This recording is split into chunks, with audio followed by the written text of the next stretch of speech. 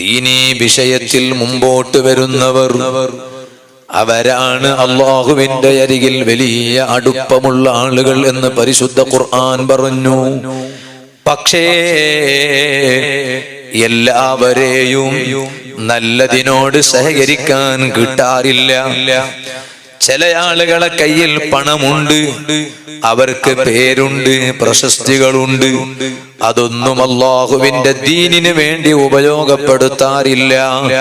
മറിച്ച് ദുനിയാവിന് വേണ്ടി ഉപയോഗപ്പെടുത്തുന്നതിൽ അവരെല്ലാം മുന്നിലാണ്. അത്തരക്കാരോട് അല്ലാഹു തആല ചോദിച്ച ചോദ്യം ഖുർആനിലില്ലേ? എന്തേ നിങ്ങൾ ഓടിപ്പോകുന്നത് ജനങ്ങളെ? ഒരു നല്ലത് നടക്കുമ്പോൾ നിങ്ങൾ ഓടിപ്പോകുന്നത് എന്തിനാണ്? ഈ ആരെ പോലെ എന്തിനെ പോലെയാണ് ഓടിപ്പോകുന്നത്?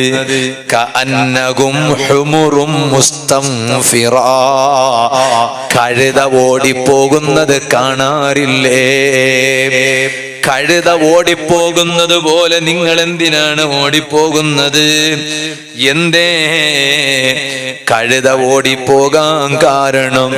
അതേ, ഫറത്ത് മിൻ ഖസ്വറാ, കഴുത ഒരു സിംഹത്തെ കണ്ടതാണ്.